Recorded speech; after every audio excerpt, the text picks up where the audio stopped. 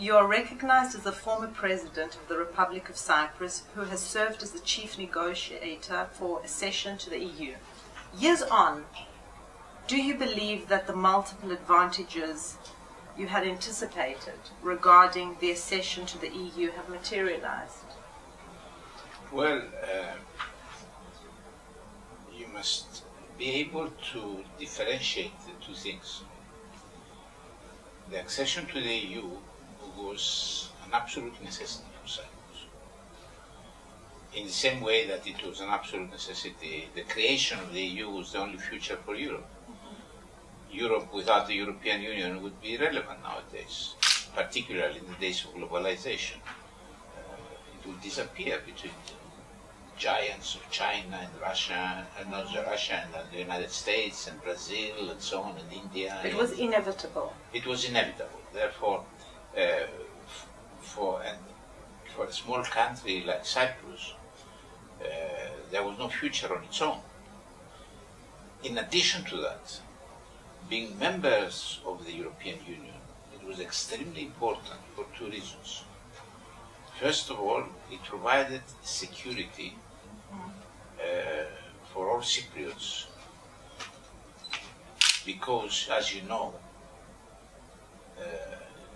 despite the occupation and all that, the fact is that Turkey cannot possibly threaten the Republic of Cyprus as it is, for the simple reason that it's not anymore just the Republic of Cyprus, it's part of the European Union.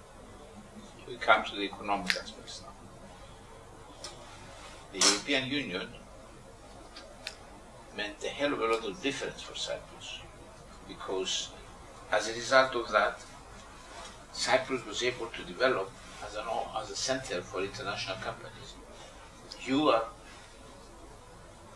coming here as a representative of legacy.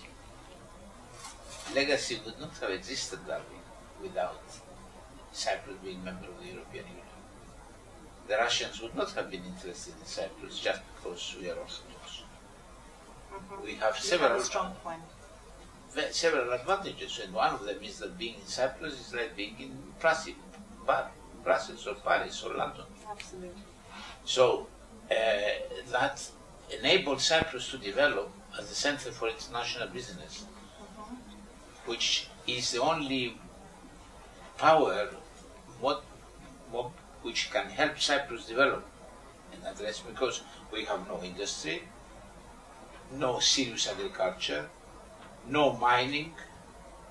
The only two assets of Cyprus is services and tourism. On both these aspects, being members of the European Union has helped us a lot. But people nowadays complain, they say, yes, but if we are in a mess now, it has nothing to do with the European Union. It has to do with us. The management of the... the whole management of Cyprus. It's the way Cyprus was run that led to the mess. But the fact that the European Union is ready to help us, to give us billions of euros in order to help us, is another proof of the importance of being in the European Union. Do you believe that Cyprus could have avoided the financial crisis? Have we in fact realized, that's one question, and I'll get into the second part, have we in fact realized what actions need to be taken in order to overcome the financial crisis? Well, on the first question, you should have read my articles. I was 100% convinced that it was not necessary to get into this crisis. Well, this is why, because you're an expert in the area, and you've often... It's not an issue of experts. Common sense is enough. If it was common sense, we would not have been in this situation. No, it's because politicians don't think in terms of common sense. What type of strategic actions would need to be taken, and which areas would the Cyprus government have to focus on so that its economy becomes competitive enough to develop at a more promising pace? Look, there are two aspects. On the one hand, we have to, not from one day to the other, we have to ensure that we live within our limits. We spend not much more than what we earn. number one. Number two, we provide a sense of security to all foreigners, both EU citizens, Russians and others, to feel that in Cyprus they are secure. Secure in the sense that our rules, our laws are there, our courts are functioning properly, and they are not going to change, so that if you invest today, tomorrow you will not see that you are losing your money and so on. That's number two. And make all the necessary reforms that may be needed in order to provide this message. And subsequently, to do everything possible in order to take advantage of these two opportunities we have. As I said, the one is tourism, but the main future is services. In services in the wide sense of the word. And you know, Cyprus, for example, have one of the highest level of education in the world. So therefore we have to provide incentives to the young people. How do you anticipate the future of the euro and the future of the EU in general? The other day I was speaking with a friend who is an official, a high-ranking official. He's a foreign ambassador in Brussels. And I was asking him this question. I said, are you not afraid that the European Union may break? Because as you know, nowadays, every day you open a newspaper, there is somebody writing that the European Union will die. And he laughed, he looked at me, he smiled. He said, you know, the EU and the euro is like a crocodile. I made exactly the same movement as you. You know, I don't know if you know it, but the crocodile can stand, stop, or move forward, but it can never move backwards. Interesting, I didn't know that. Yes, that's a fact. The crocodiles can go a little slowly or faster, but only forward, and a little bit aside, but never go forward backwards. So the Europe, the European Union, and the euro is set like a crocodile. So at this moment it stops, but it cannot go back because it's impossible. Not because you don't want to go back, it's because you cannot go back. And that is what I think.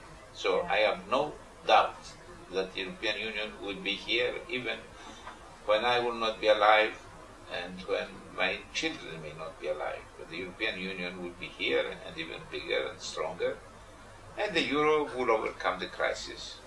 The current rounds of negotiations pertaining to the Cyprus problem are drawing to a closure, without any type of substantial result or outcome. What are the reasons, in your opinion, that have prevented us from reaching a solution to the prevailing Cyprus problem? A very, very simple reason. Turkey is not interested in a solution. It's an advantage for Turkey to have the status quo and to let us make the mistakes which Turkey can then exploit to strengthen its position. Turkey didn't want a solution. The only time that Turkey was really put in, I'm not telling you that because it was me, it was when I was president and when I succeeded in mobilizing the whole of the international community, including the United States, to condemn Turkey, and we reached the so-called 789, a resolution, a unanimous resolution by the Security Council in October of '92, which was the best proposal we ever got for the Cyprus problem. But more important of all, was the first and only time that unanimously the Security Council condemned Turkey for the invasion and the continuous occupation. if I had not lost the election then, and the President Tiridis had not essentially abandoned the politics. No, the fact that he won was irrelevant to me. It didn't matter. What mattered is that he had worked with me on the Gali set of ideas, and then, in order to be elected president, he sold himself to the devil, that was in Kyprianou in those days, and abandoned the set of he was elected president.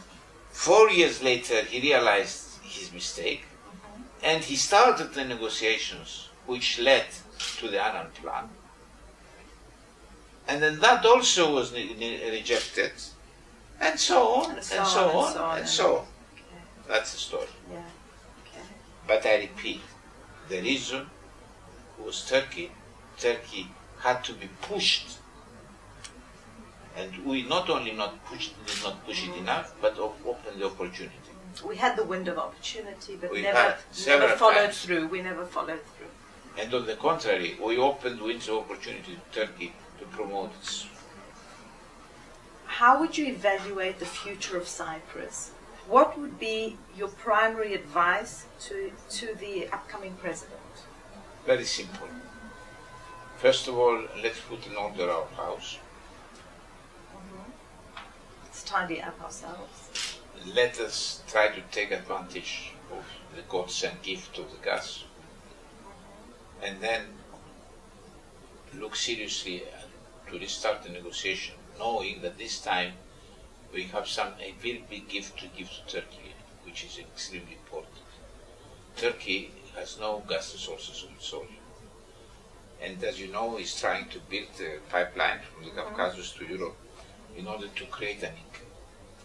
Cyprus can become the center of exports of this part of not only from the Persian Gulf, but on this side. And the only way to export in a reasonable cost is through Turkey. So the pipeline has to go from Cyprus to Turkey, and Turkey up to Europe. Turkey will earn more money out of that than out of anything. So what advice would you give the upcoming president? Not to delay taking decisions, Okay. to have common sense, to be ready to take the bitter medicine in order to cure himself. Excellent advice.